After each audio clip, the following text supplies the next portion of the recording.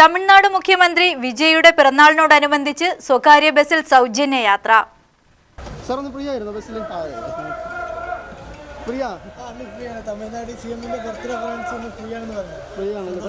പാലക്കാട് കഞ്ചിക്കോട് റൂട്ടിൽ സർവീസ് നടത്തുന്ന അശ്വതി എന്ന സ്വകാര്യ ബസ്സിലാണ് സൗജന്യ യാത്ര നൽകിയത്. TVK പാർട്ടിയുടെ വകയാണ് യാത്ര സൗജന്യമാക്കിയത്.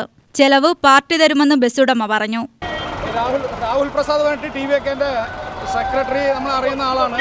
2-3 ബസ് നിങ്ങൾക്കില്ലേ, ഒരു 3 ബസ്സിനെയും കൂടെ ഇന്ന് സൗജന്യമായിട്ട് ഒരു യാത്ര അനുവദിക്കണമെന്ന് പറഞ്ഞിരുന്നു.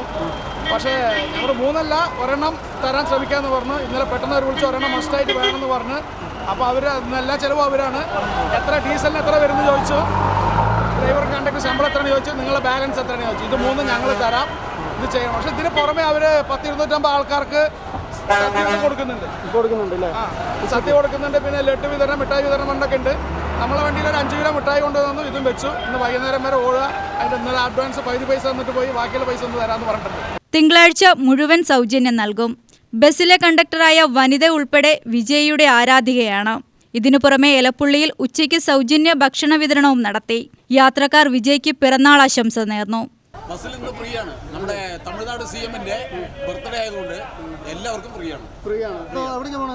ഞാൻ കഞ്ചിക്കോട് ഫ്രീ ആയിട്ട് പോവാം, സൗജന്യമായിട്ട് പോവാം.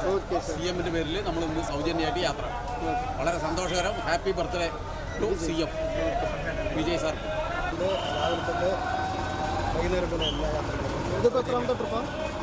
ഇത് നാലാമത്തെ. ആൾക്കാരുടെയൊക്കെ പ്രതികരണം എങ്ങനെ?